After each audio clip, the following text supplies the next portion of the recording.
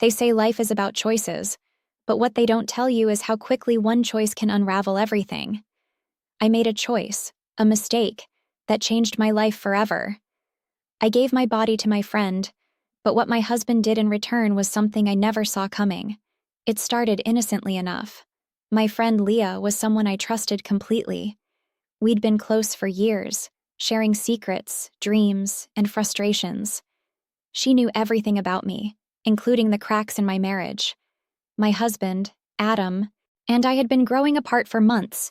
His long hours at work, the constant tension, the unspoken resentment, it all left me feeling isolated, unloved. Leah's friendship was a lifeline. One evening, over a bottle of wine, Leah and I started talking about relationships. She leaned in, her tone conspiratorial. "Do you ever think about stepping outside the lines?" she asked, her eyes searching mine. I laughed nervously. "What do you mean?"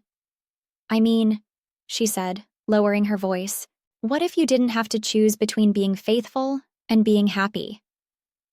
Her words lingered in the air, a seed of an idea I wasn't ready to acknowledge. But Leah had a way of getting under my skin, of making the forbidden seem tantalizingly close. Over the next few weeks, her hints became bolder. She'd touch my hand a little too long, compliment me in ways that made my heart race. And then one night, it happened. Adam was working late, as usual. Leah came over for dinner, bringing another bottle of wine and her disarming smile. We talked, laughed, and before I knew it, the space between us disappeared. Her lips brushed mine, tentative at first, then insistent. I didn't stop her. I couldn't. The loneliness I'd been carrying for so long found a momentary reprieve in her arms. What followed was a whirlwind of emotions. Guilt, exhilaration, fear, and desire swirled together in a storm I couldn't escape. Leah and I agreed it would be our secret, a fleeting connection that would stay between us. But secrets have a way of unraveling, no matter how carefully you try to keep them. Adam was distant, as always, but something about him felt different. He started asking questions, small, seemingly innocent questions that hinted at suspicions he wasn't ready to voice. "How's Leah?" he'd ask casually, his eyes sharp, his tone too light. I tried to act normal, but the weight of the secret was suffocating. And then, one night, everything came crashing down. Adam came home early, catching Leah and me in an embrace that left no room for explanation. The look on his face, I'll never forget it. A mix of betrayal, anger, and something darker. He didn't yell or demand answers.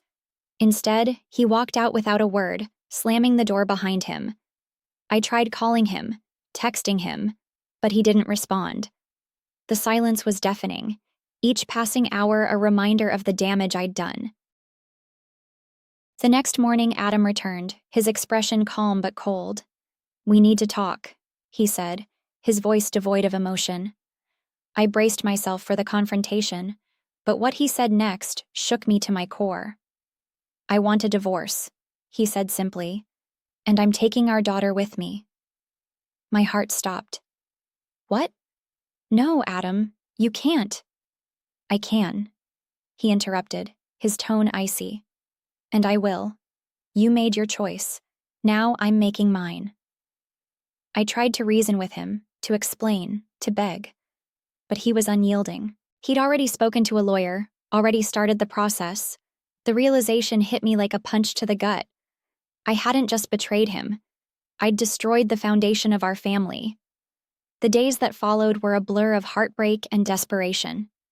Adam moved out, taking our daughter with him. The house felt empty, hollow. Leah tried to comfort me, but her presence only reminded me of what I'd lost. I couldn't look at her without feeling the weight of my mistakes. I fought for custody, but Adam was relentless. He used everything against me, my infidelity, my poor judgment, my inability to prioritize our family. In the eyes of the court, he was the stable parent, the one who could provide a better environment for our daughter. And he was right. I'd failed her as much as I'd failed him. The day the custody ruling came down was the darkest day of my life. I stood in the courtroom, numb, as the judge awarded Adam full custody. My daughter's tearful goodbye haunted me, her small voice asking, "Why can't I stay with you, Mommy?" I had no answer, only the crushing weight of regret.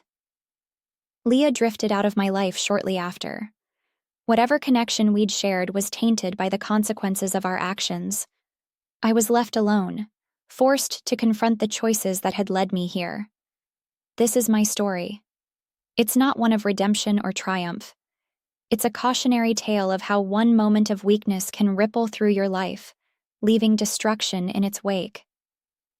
I lost my husband, my daughter, and a part of myself I'll never get back. And while I can't change the past, I can share my truth, hoping that someone, somewhere, will learn from my mistakes.